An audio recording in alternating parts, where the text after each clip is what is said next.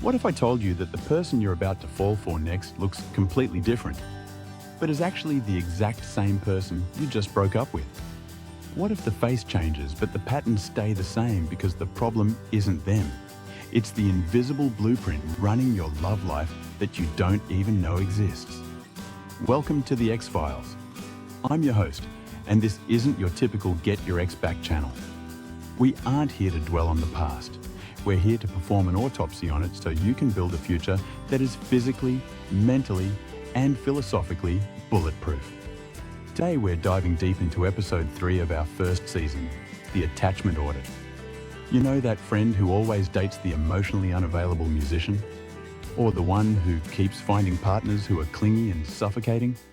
Maybe you're looking in the mirror right now thinking about your own dating history.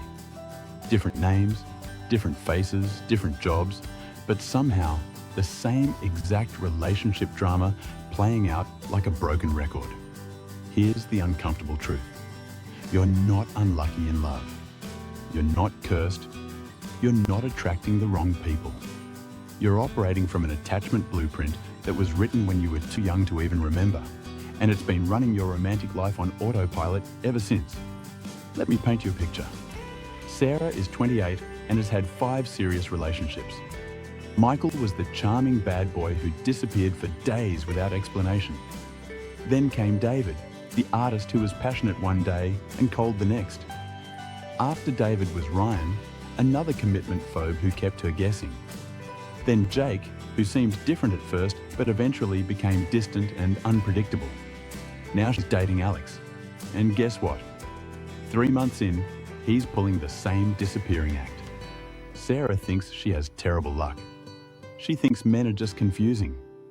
But Sarah has an anxious attachment style, and she's unconsciously drawn to avoidant partners like a moth to a flame. Her attachment system is seeking the familiar, even when the familiar is painful. This is where attachment theory comes in, and it's about to blow your mind. Developed by psychologist John Bowlby in the 1960s, attachment theory explains how your earliest relationships with caregivers created an internal work model for all your future relationships. Think of it as the operating system for your heart. There are 4 main attachment styles, but today we're focusing on the big 3 that show up most in adult relationships. First, there's secure attachment. These are the people who seem to have figured out the relationship game. They're comfortable with intimacy but don't lose themselves in it. They can communicate their needs without drama. They choose partners based on compatibility, not chemistry-driven chaos. About 60% of people fall into this category. Then we have anxious attachment, which affects roughly 20% of the population. If you're anxiously attached, you crave closeness, but constantly worry about losing it. You might text too much, analyze every interaction, or feel like you need constant reassurance. You're essentially running relationship software that says, people leave, so I need to hold on tight. On the flip side, we have avoidant attachment, making up about 15 to 20% of people. If you're avoidantly attached, intimacy feels threatening. You value independence above all else. You might shut down during emotional conversations, pull away when things get serious, or unconsciously sabotage relationships when they get too close. Your internal software says, people hurt you when you let them in, so keep your distance. Here's where it gets really interesting. Anxious and avoidant types are magnetically drawn to each other. The anxious person's pursuit triggers the avoidant person's withdrawal, which triggers more pursuit, which triggers more withdrawal. It's like a psychological dance where both people are stepping on each other's toes but can't seem to stop dancing. But why did this happen? It all goes back to your childhood, and before you roll your eyes and think we're going full therapy couch, hear me out. This isn't about blaming your parents or dwelling on the past. This is about understanding the programming so you can rewrite it. If you grew up with inconsistent caregiving, maybe your parents were loving sometimes but distracted or unavailable at others, your nervous system learned that love is unpredictable. You developed strategies to try to maintain connection, like being extra good, extra helpful, or extra vigilant. This creates anxious attachment. If you grew up with caregivers who are uncomfortable with emotions, dismissive of your needs, or who taught you that independence was the highest virtue, your nervous system learned that emotional needs are dangerous. You developed strategies to minimize vulnerability and maximize self-reliance. This creates avoidant attachment. The cruel irony is that as adults, we unconsciously seek out relationships that confirm these early beliefs. The anxiously attached person chooses the avoidant partner because their inconsistent availability feels familiar, even though it's painful. The avoidantly attached person chooses the anxious partner because their neediness confirms that emotional intimacy is indeed suffocating and dangerous. So how do you break this cycle? How do you move from insecure attachment towards secure attachment? The first step is awareness, which is exactly what we're doing right now. You can't change what you can't see. Let's start with your attachment audit.